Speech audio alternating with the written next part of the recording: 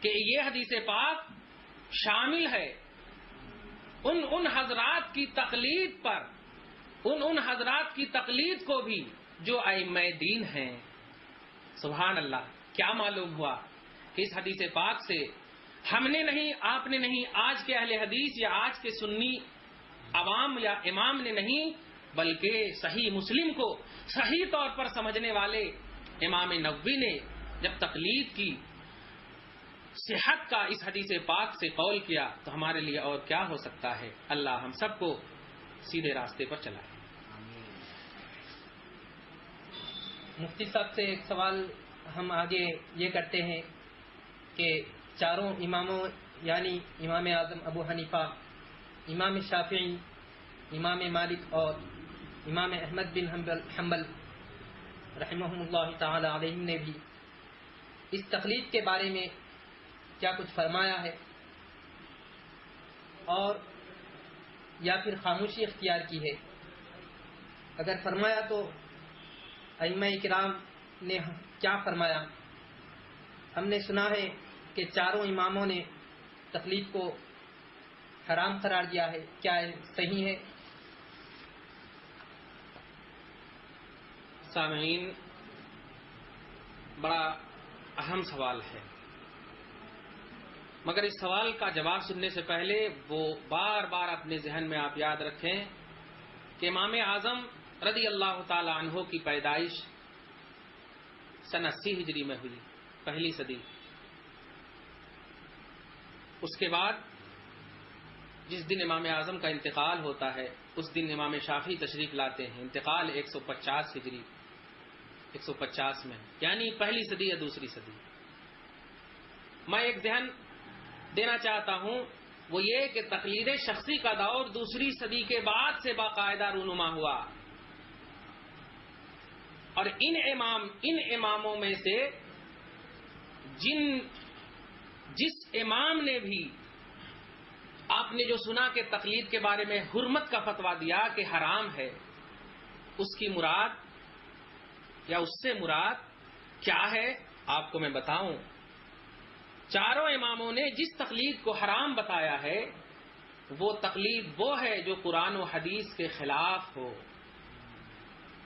قرآن و حدیث کے خلاف تقلید کرنے والے جو بھی ہوں گے وہ حرام کے مرتکب ہوں گے، اس کی تقلید حرام ہوگی۔ آپ آگے اب اسی سوال میں آپ چاروں امام نے حرام بتایا، تو حرام بتانے کا میں نے جواب دیا، اور میں نے آپ کے سارے سوالات کو پہلے دیکھا۔ اس سوال میں، ان سوالوں میں سے ایک سوال آپ آگے چل کر کریں گے کہ چاروں اماموں نے اپنا مذہب قرآن و حدیث بتایا ہے، چاروں اماموں نے اپنا مذہب قرآن و حدیث بتایا ہے۔ اب جب یہیں سے سمجھ میں آ گیا کہ امام اعظم ہو، امام شافعی ہو، امام مالک ہو، امام احمد بن حنبل ہو، چاروں نے اپنا مذہب قرآن و حدیث بتایا ہے، تو ظاہر ہے قرآن و حدیث صحیح ہے یا نہیں، اور انہوں نے اپنا مذہب قرآن و حدیث بتایا، تب ان کے ماننے والے کیسے حرام کے مرتکب ہوں گے؟ اس لیے میں کہوں گا کہ ان کے ماننے والوں کا مذہب قرآن و حدیث کے خلاف کسی بھی حال میں نہیں ہو سکتا، اور جہاں حرمت کا فتویٰ آپ نے سنا ہے یا پڑھا ہے وہاں حرام سے مراد قرآن و حدیث کے خلاف ہے۔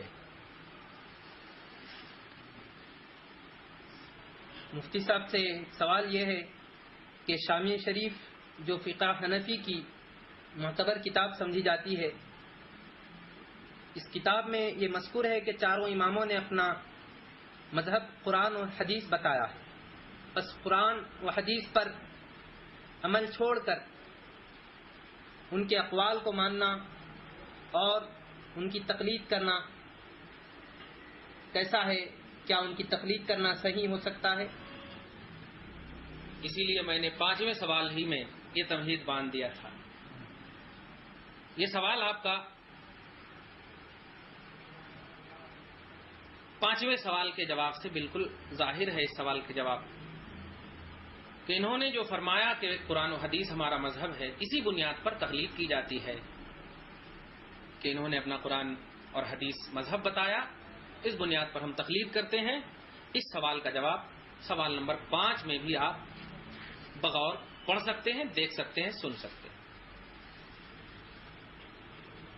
مفتی صاحب سے ایک سوال اور یہ ہے کہ چاروں اماموں سے پہلے بھی تقلید اصطلاحی جاری تھی یا نہیں؟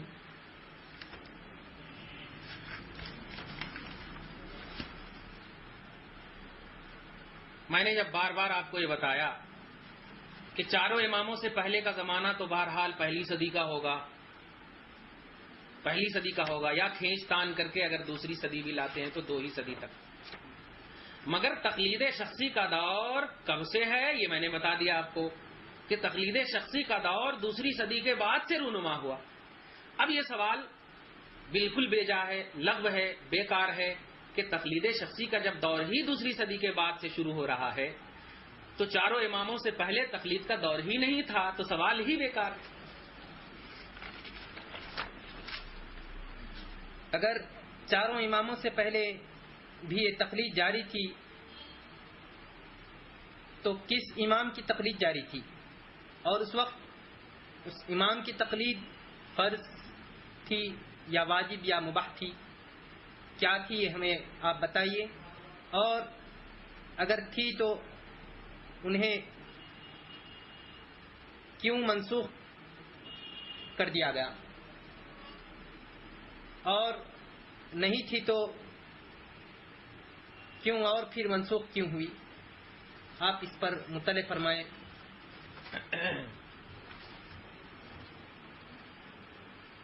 شاید آپ بھول رہے ہیں کہ ہمارا موضوع ابھی قارئین کے سامنے تقلید شخصی ہے،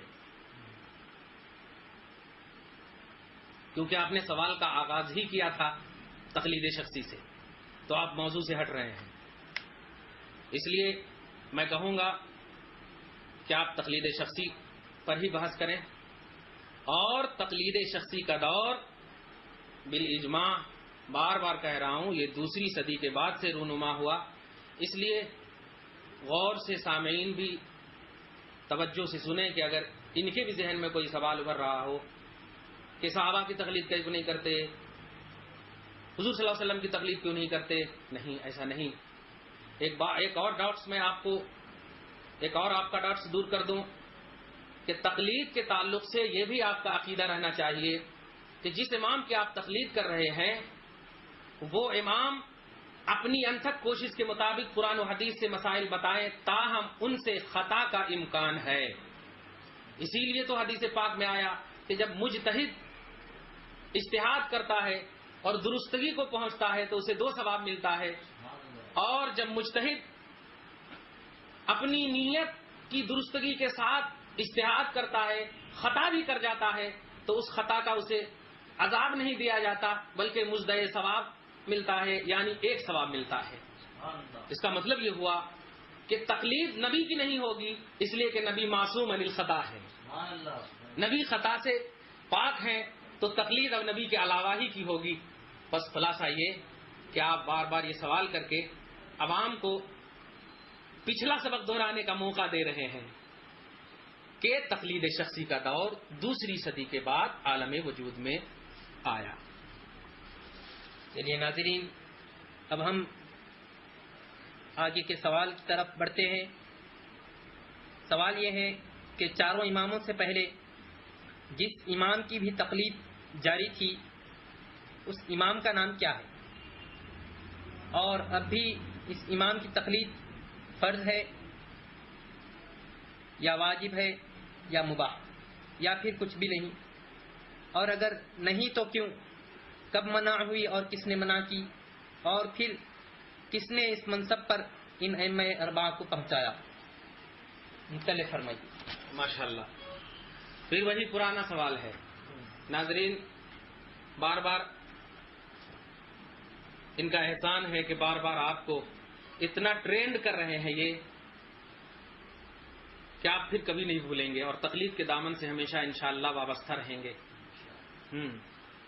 سوال یہی ہے ان کا کہ چاروں اماموں سے پہلے جس امام کی تقلید جاری تھی اس امام کا نام کیا ہے، اور اب بھی اس امام کی تقلید فرض ہے یا واجب ہے یا مباح؟ وہی پرانی بات میں جواب دوں ان تمام کا جواب وہی ہے، یعنی تقلید شخصی کا دور دوسری صدی کے بعد۔ تو پہلے کا سوال ہی کرنا بیکار ہے۔ مگر واضح کر دوں ایک اور بات آپ کو کہ ائمہ اربعہ کی تقلید سے پہلے، یعنی چاروں امام، ائمہ اربعہ، اربعہ مانے چار، ائمہ مانے امام، امام کی جمع ائمہ، ائمہ اربعہ چاروں امام، چاروں امام سے پہلے تقلید شخصی کا دور نہیں بلکہ تقلید غیر شخصی کا دور تھا۔ تقلید غیر شخصی کا مطلب کیا ہے؟ تقلید غیر شخصی کا مطلب یہ ہے کہ ہم ہیں، جو بھی مل گئے امام صاحب، اپنے اس مسئلے کے تعلق سے آپ کو کیا معلوم، ان سے پوچھ لیے عمل کر لیے، دوسرے سے پوچھ لیے عمل کر لیے، تیسرے سے پوچھ لیے عمل کر لیے۔ کسی خاص مذہب معین کی تقلید کا معاملہ نہیں تھا۔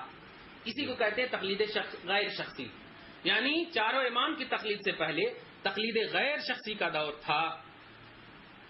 اور اس کا حوالہ آپ کو وہی حضرت شاہ ولی اللہ محدث دہلوی، جن کو وہ بھی مانتے ہیں اور الحمدللہ ہم تو مانتے ہی ہیں، ان کی مقدس کتاب عقد الجید کے صفحہ نمبر 33 پر پوری تفصیل کے ساتھ ہے، آپ ضرور اس کتاب کو لے کر پڑھیں، اور نہیں تو میں انشاءاللہ بھی آگے چل کر کے میں کچھ اور اشارہ کروں گا۔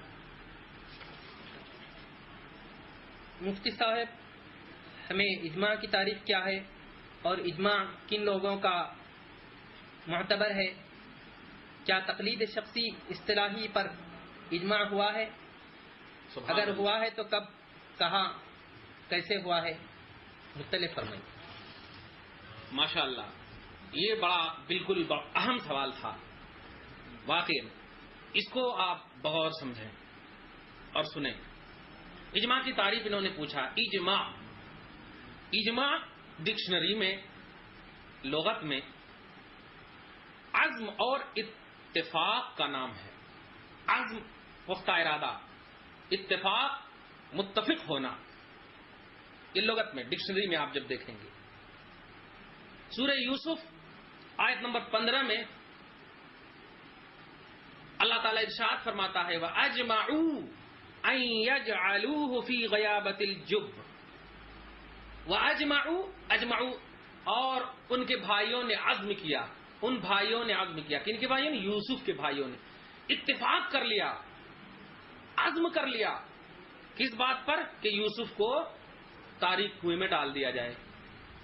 تو وہاں اجمعوا، اجماع، عزم اور اتفاق، اس آیت کریمہ سے اس کی طرف اشارہ، آپ سمجھتے جائیں۔ اصطلاحی معنی، شرعی معنی یہ ہے کہ امت محمدیہ کے مجتہدین، امت محمدیہ کے مجتہدین، آگے چل کر میں مجتہد کی تعریف بھی انشاءاللہ بتاؤں گا۔ امت محمدیہ کے مجتہدین کا کسی دینی امر پر متفق ہونا۔ آپ ملاحظہ کیجئے حوالہ علامہ جرجانی کی مقدس کتاب، علامہ جرجانی کی مقدس کتاب التعریفات، اس کا صفحہ نمبر 24 یعنی 24 صفحہ نمبر پر اجماع کی لغوی اور شرعی دونوں تعریف مذکور ہے۔ مفتی صاحب سے ہم ایک اور سوال کے بارے میں حاضرین جاننا چاہتے ہیں۔ سوال یہ ہے کہ مجتہد کسے کہتے ہیں؟ کیا ہر مجتہد کی تقلید فرض ہوتی ہے؟ 1400 سال اسلام میں کیا صرف 4 ائمہ ہی مجتہد گزرے ہیں؟ صحابہ، تابعین تو شاید اجتماع کے درجے سے محروم ہی رہے ہوں۔ پھر ان 4 ائمہ میں سے ایک کی تقلید کس ترجیح کی بنا پر ہے؟ سبحان اللہ۔ اس بارے میں مفتی صاحب سے ہم سماعت کریں گے۔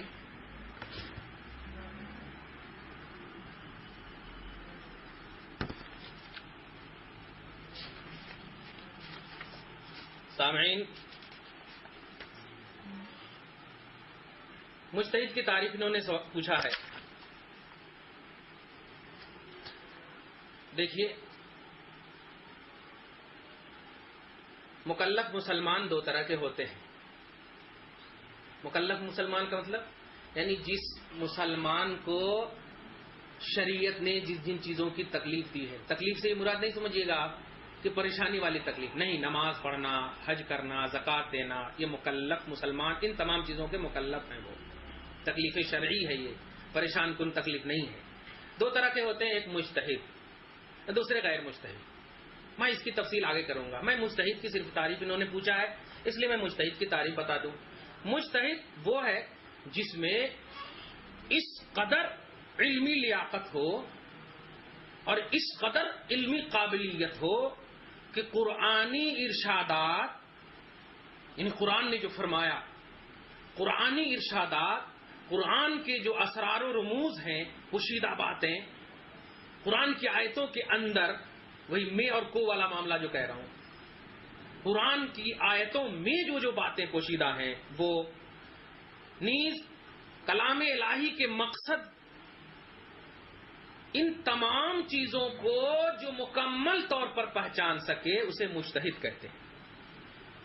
قرآن کے آیتوں سے مسائل نکالنے کی صلاحیت ہو، کون سی آیت کریمہ ناسخ ہے، کون سی منسوخ ہے. ناسخ کا مطلب آیت کریمہ دوسرے کو منسوخ کر رہی ہے، اور منسوخ کا مطلب اس سے یہ منسوخ ہوئی ہے، منسوخ ختم ہو گئی ہے. چھوٹی سی مثال آپ کو دیتا ہوں، آپ اس کو یاد رکھیے. سورہ مجادلہ کی ایک آیت کریمہ ہے جو آج بھی باقی ہے. آیت یعنی تلاوت تو باقی ہے مگر حکم منسوخ ہے. یا ایھا الذین آمنوا اذا ناجیتم الرسول فقدموا بین یدی نجواکم صدقہ الی آخر الآیہ. اس آیت کریمہ کا خلاصہ یہ ہے کہ پہلے لوگوں کو یعنی صحابہ کرام کے زمانے میں کسی ایک موقع سے یہ حکم تھا کہ لوگوں جب نبی سے تم بات کرنا چاہو تو پہلے صدقہ کر لو. تو صدقہ کرنا پہلے واجب تھا، مگر دیکھا اللہ تبارک تعالیٰ نے کہ نبی سے تو سب بات کرنا چاہتے ہیں، ان میں کچھ غریب بھی ہیں، صدقہ لینے والے ہیں، دیں گے کہاں سے؟ تو اللہ تعالیٰ نے بندوں کی اس حالت کو دیکھ کر کے آیت تو رکھی باقی مگر حکم اٹھا لیا. وہیں پر ایک آیت کریمہ نازل فرما دیا، فَإِن لَّمْ تَجِدُوا فَإِنَّ اللَّهَ غَفُورٌ رَحِيمٌ. اگر تم نہیں پا سکو یعنی صدقہ نہیں کر سکو تو اللہ تعالیٰ بخشنے والا، رحم کرنے والا. اس کے بعد پھر ایک آیت کریمہ، اشفقتم ان تقدموا بین یدی نجواکم صدقات فاذ لم تفعلوا وتاب اللہ علیکم فاقیموا الصلاۃ واتوا الزکاۃ. آیت کریمہ کا خلاصہ یہی ہے کہ وہ پہلی جو آیت کریمہ میں نے پڑھا، یہ آیت کریمہ صدقہ کے وجوب پر دلالت کر رہی تھی، مگر دوسری آیت کریمہ نے اس کو منسوخ کر دیا. تو ناسخ بھی وہیں پر، منسوخ بھی یہیں پر. یہ علم ہونا چاہیے کن کو؟ مجتہد کو. یہ علم بھی ہونا چاہیے، ناسخ کا علم ہو، منسوخ کا پورا علم ہو. پھر صرف نحو میں گردان ہو، فعال کی گردان کیا ہے، ضرب کی گردان کیا ہے، فعال کے کتنے صیغے آتے ہیں، ان کے اوزان کیا ہیں، ضرب کے کتنے صیغے، ان کے اوزان کیا ہیں، ثلاثی مجرد کیا ہے، ثلاثی مزید کیا ہے. میں سمجھتا ہوں کہ آپ لوگ بھی یہ پہلی مرتبہ سن رہے ہیں. اب سوچئے جب میری زبان سے پہلی مرتبہ سن کر آپ پریشان ہوں گے تو وہ امام کا علم آپ اندازہ لگائیے. میں تو یہ چھوٹی سی لائبریری میں بیٹھا ہوں، وہ ان بزرگوں کی مرہون منت ہے الحمدللہ جن کی بنیاد پر ہم آج بیٹھے ہیں. اللہ تعالی ہم سب کو ان بزرگوں کا ہمیشہ باادب بنائے، ان کا بڑا احسان ہے. تو علم صرف بھی ہو، صرف گردان کا علم، علم نحو بھی ہو. نحو کہتے ہیں ایسے اصول کا جاننا، ایسے قوانین کا جاننا جن کے ذریعے سے اس فعل، حرف، ان تینوں کی کیفیتیں آپ کو معلوم ہو کہ یہ اسم ہے تو کون سا اسم ہے، یہ فعل ہے تو کون سا فعل ہے، یہ حرف ہے تو کون سا حرف ہے. اب بتائیے، یہ تو نام ہی پہلی مرتبہ سن رہے ہوں گے. میں یقین سے کہتا ہوں اہل حدیث علم کی تعریف نہیں کر پائیں گے کہ علم کا ڈیفینیشن کیا ہے، کیونکہ علم ایک ایسا معنی ہے کہ علم کلام بھی ہے، علم فقہ بھی ہے، علم اصول بھی ہے، علم صرف بھی ہے، علم نحو بھی ہے. تو آپ ذرا اندازہ لگائیے کیا علم کا ڈیفینیشن کر پاؤ گے؟ علم کی تعریف نہیں معلوم اور آپ ائمہ کرام کے بارے میں انگلیاں اٹھاتے ہو. میں بڑی درد اور دلسوزی کے ساتھ ان بھائیوں سے کہوں گا، بھائیوں سے اس لیے بھائیوں کا استعمال کر رہا ہوں کہ مجھے تبلیغ کرنا ہے، مجھے دین پھیلانا ہے. اہل حدیث غیر مقلدین جو دام فریب میں آ گئے ہیں، اللہ تعالیٰ انہیں ہدایت نصیب فرمائے. خدا کے واسطے ان ائمہ کرام کے دامن تقلید سے وابستگی کو اپنی میراث سمجھیں، اپنی میراث سمجھیں. اس لیے کہ سارے بزرگان دین بے وقوف نہیں تھے جو ان لوگوں کے دامن سے وابستہ ہوئے، اور آج تم ہی یہ جنس پہن کر کے گھوم رہے ہو اور کہہ رہے ہو کہ ہم مجتہد ہیں، ہم ان امام سے بڑے ہیں۔ استغفر اللہ معاذ اللہ، یہ بے ادبی ہے پیارے۔ اللہ تعالیٰ ادب کو پسند کرتا ہے، اللہ تعالیٰ تواضع کو پسند کرتا ہے، جھکنے کو پسند کرتا ہے، اسی لیے تو تیرے اوپر نماز فرض کیا ہے، کیونکہ اس میں جھکنا پایا گیا ہے۔ کوئی اور عبادت فرض کرتا، جھکنا پایا گیا ہے۔ حج کرنے کے لیے جاؤ تو سر منڈا دیے جاؤ گے، یہاں تم فلم ایکٹروں کی طرح اپنے بال کو ہلا سکتے ہو، مگر جب اللہ کی عبادت کرو تو تم کو سر منڈانا پڑے گا۔ دیکھیے کیوں، اللہ کو جھکنا بڑا پسند ہے، ادب بڑا پسند ہے۔ بزرگوں کے حوالے سے آپ کو دعوت دی جاتی ہے کہ آپ آؤ اور ادب و احترام کے ساتھ دامن تقلید سے وابستہ ہو جاؤ، تو اتنی قابلیت ہو کہ علم صرف بھی ہو، علم نحو بھی ہو، مجتہد کے پاس علم بلاغت بھی ہو۔ بلاغت آپ جانتے ہو، بلاغت کہتے ہیں مقتضی حال کے مطابق کلام کرنا۔ مقتضی حال کا مطلب کیا ہے؟ اب رمضان ہے تو روزے کی بات کرو، اب 11ویں ہے 11ویں کی بات کرو، 12ویں ہے 12ویں کی بات کرو، چھٹی ہے تو چھٹی کی بات کرو، اب جو مسئلہ پوچھنے ہیں اس مسئلے کی بات کرو آپ، یعنی مقتضی حال جو چاہتا ہے۔ اب محرم میں ہے تو وہاں پر آپ شرک کا فتویٰ لگا رہے ہو جا کر کے، ہم رمضان ہے تو وہاں پر 11ویں حرام کہہ رہے ہو جا کر کے، یہ کوئی بات ہے؟ مقتضی حال کے مطابق باتیں نہیں ہے، باتیں سچ ہیں مگر مقتضی حال کے مطابق کلام کرنا، اس کو علم بلاغت کہتے ہیں۔ ایسا علم بھی ہونا چاہیے۔ ہم آپ سے پوچھ رہے ہیں آم، آپ جواب دے رہے ہو جامن، تو جامن بھی بے شک ہے دنیا میں، آم بھی بے شک ہے دنیا میں، مگر مقتضی حال کے مطابق نہیں۔ یہ کن کو معلوم ہوگا؟ مجتہد کے لیے ضروری ہے کہ مقتضی حال کے مطابق باتیں ہو اور اس کو پوری مہارت حاصل ہو، احکام کی تمام آیتوں اور احادیث پر اس کی نظر ہو، یعنی جن آیتوں سے احکام شرعیہ مستنبت ہوئے ہیں، احکام آپ تک آئے ہیں کہ ناف کے نیچے باندھا جائے، تو کون سی حدیث پاک سے آپ کو بتایا گیا ہے؟ رفع یدین کیا جائے امام شافعی کے مطابق تو کون سی حدیث پاک سے ہے؟ یہ ان تمام کا علم ان کے پاس موجود ہو۔ پیارے، ان تمام کا علم آپ کو کیسے معلوم ہو سکتا ہے؟ تبت یدا ابو لہب سے ہم پوچھیں کون سا مسئلہ آپ نکال سکتے ہو؟ بتاؤ تو ذرا۔ قرآن کی آیت تو ہے، آپ خالی ہمارے بھائیوں کو کہتے ہیں نہیں قرآن اور حدیث ماننا بس، تو تبت یدا ابو لہب سے کون سا مسئلہ نکلا؟ مگر میں کہتا ہوں مسئلہ اس سے نکلا ہے۔ امام نے، بزرگوں نے، ائمہ کرام نے وہ ذہن دے دیا کہ ان سے مسئلہ نکلا ہے، کیا؟ گستاخی نہ کرنا، یہ مسئلہ نکلا ہے، کیونکہ یہ آیت اتری ہے اس وقت جبکہ گستاخی کیا تھا ابو لہب نے، تو آیت اتر گئی۔ معلوم کیا ہوا کہ گستاخی نہ کرنا یہ کن کو ملتا ہے؟ یہ مقلدین کو ملتا ہے، بے ادبوں کو نہیں ملتا ہے۔ جس آیت سے ادب کا درس ملتا ہو وہ کبھی بے ادب ہو سکتا ہے؟ قرآن تو ہم مانتے ہیں، حدیث پاک تو ہم مانتے ہیں، صحیح مقلد ہی جو ہوگا وہی قرآن و حدیث کو ماننے والا ہوگا، تو اس کی نظر ہو۔ ساتھ ہی ساتھ مجتہد کے لیے ضروری یہ ہے کہ وہ ذکی ہو، ذکی مطلب ذہین ہو، خوب ذہین ہو۔ ایسا نہ ہو کہ آج آپ مسئلہ پوچھ رہے ہیں اور سر کھجانے لگے اور کہیں جو پرسوں آنا، کل آنا، یا اٹھ پٹانگ جواب دے دیں۔ اب میں بتا دوں آپ کو اس ضمن میں کہ پیس ٹی وی ایک چلانے والا چلاتا ہے جس کا نام ذاکر نائک ہے، اللہ تعالیٰ انہیں ہدایت نصیب فرمائے۔ یہ ٹی شرٹ بو شرٹ لگا کر کے پہلے ہی اس کا چہرہ آپ دیکھو گے تو افسوس ہوگا۔ اللہ تعالیٰ اس کی بے راہ روی سے، گمراہی سے ہم سب کو محفوظ فرمائے۔ اس سے سوال ہوتا ہے، میں نے بھی ان کی سیڑھیاں سنی ہیں، ان سے سوال یہ ہوتا ہے کہ مزار پہ جانا کیسا، تو بھائی ان کا جواب دے دینا چاہیے۔ اولاً تو ان کو جواب دینے کا کچھ حق نہیں، کیونکہ وہ مفتی نہیں ہے، شریعت میں وہ مفتی ہی نہیں ہے۔ کون سی مدرسے سے اس نے پڑھا، کون سے مدرسے سے اس نے پڑھا یہ معلوم نہیں۔ کیا کتابوں کو جاننا فتویٰ دینے کے لیے کافی ہے؟ تب تو آپ لوگ بھی بہت ساری کتابیں جانتے تھے، حدیث پاک میں بہت ساری باتیں ہیں، جو جاننا کافی نہیں ہے۔ پیارے، جان کر اس سے مسئلہ کون سا نکلا ہے یہ جاننا کا ضروری ہے۔